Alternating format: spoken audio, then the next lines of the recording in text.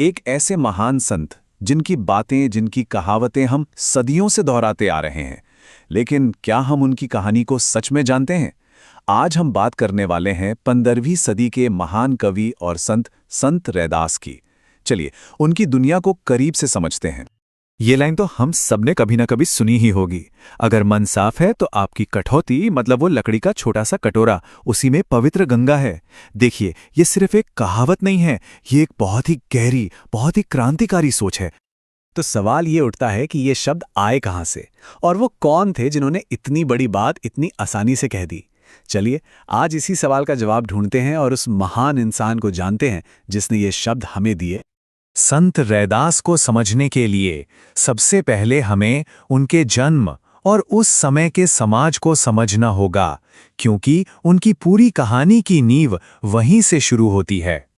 सोचिए, 15वीं सदी की काशी, वहां उनका जन्म एक चर्मकार परिवार में हुआ था, मतलब चमड़े का काम करने वाले परिवार में। और उस जमाने में इस काम को समाज में बहुत ही नीची नजर से देखा जाता था। ऐसे परिवारों को अछूत तक कहा जाता था। ये उनकी पहचान थी जिससे उन्हें हर रोज जूझना पड़ता था। लेकिन सबसे दिलचस्प बात जानते हैं क्या है? उनका जो पेशा था जूते बनाना, वो उनके लिए सिर्फ एक काम नहीं था, वो उसे पूरी ईमानदारी और लगन से करते थे। और यही काम उनकी भक्ति, उनकी आध्यात्मिकता का रास्ता बन गया। उन्होंने साबित किया कि कोई भी काम छोटा या बड़ा नहीं होता। और इसी सामाजिक पृष्ठभूमि से उन्होंने एक ऐसा संदेश दिया जो उस समय के लिए एक क्रांति जैसा था। चलिए देखते हैं कि उनके विचार क्या थे और कैसे वो उस दौर के भक्ति आंदोलन का एक बहुत जरूरी हिस्सा बन गए। अच्छा, ये भक्ति आंदोलन था क्या? इसे आप एक तरह की आध्यात्मिक क्रांति समझ सकते हैं। एक ऐसी लहर जिसने कहा कि भगवान तक पहुंचने के लिए किसी पुजारी या महंगे रीति रिवाजों की जरूरत नहीं है। आपका और ईश्वर का सीधा कनेक्शन हो सकता है। और संत रैदास इसी लहर के सबसे बड़े चेहरों में से एक थे। जरा इस फर्क को देखिए। एक तरफ समाज था जो मूर्ति पूजा, कर्मकांड और जाति पाति में बुरी तरह जकड़ा हुआ था, और दूसरी तरफ थे संत रैदास जो कह रहे थे कि ये सब बाहरी दिखावा है, असल चीज तो मन की पवित्रता है, सच्ची भक्ति है, और ये कि हम सब इंसान बराबर हैं। उनकी पूरी फिलॉसफी का निचोड़ इसी एक लाइन में है कि वो जो परम शक्ति है, जिसे हम ईश्वर कहते हैं, वो किसी मंदिर या मूर्ति में कैद नहीं है। वो तो हर चीज में है, आप में, मुझ में, इस दुनिया के हर सजीव और निर्जीव कण में। तो उनके विचार बहुत शक्तिशाली थे, लेकिन सवाल यह है कि क्या वो विचार सिर्फ बातों तक ही रह गए? नहीं। चलिए देखते हैं कैसे उनके शब्दों ने इतिहास में अपनी एक ऐसी जगह बनाई जिसे कोई मिटा नहीं सकता।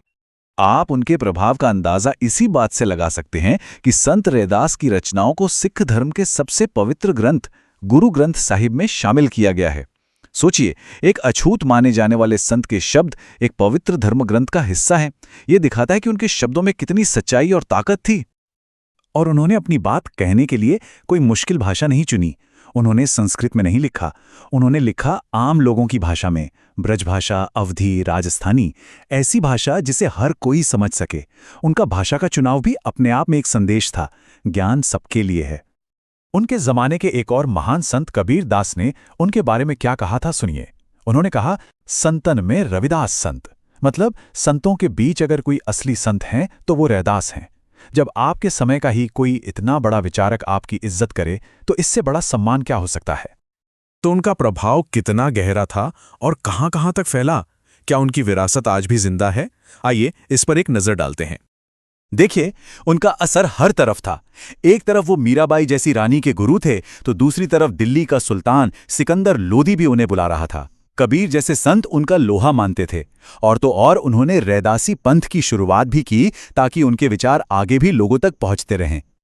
और ये कोई गुजरे जमाने की बात नहीं है।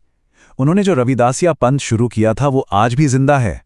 आज भी लाखों लोग, खासकर पंजाब, उत्तर प्रदेश और गुजरात में उनके दिखाए रास्ते पर चल रहे हैं। ये दिखाता है कि उनकी शिक्षाएं आज भी कितनी प्रासंगिक हैं। तो चलिए अब वापस उसी कहावत पर लौटते हैं जहां से हमने ये पूरी बात शुरू की थी। अब शायद हम इसे एक ज्यादा गहरी नजर से देख सकते हैं। ये सिर्फ मन की सफाई के बारे में नहीं है। असल में ये एक ऐलान है, एक क्रांतिकारी ऐलान कि भगवान को खोजने के लिए कहीं दूर जाने की, किसी नदी में डुबकी लगाने की जरूरत नहीं है। दिव्यता आपके अंदर है, आपके साफ दिल में है और आपके उस काम में है जिसे आप पूरी ईमानदारी से करते हैं, फिर चाहे आप कोई राजा हो या जूते बनाने वाले। ये दिव्यता सबके लिए है, बिना किसी भेदभाव के। और आखिर में एक सवाल, आज की दुनिया में जहां सब कुछ बाहरी दिखावे पर, सोशल मीडिया पर कितने लाइक्स मिलें, इस पर टिका है। ऐसी दुनिया में संत रैदास की मन की पवित्रता या आंतरिक शुद्धि का हमारे लिए क्या मतलब हो सकता है? सोचने वाली बात है ना।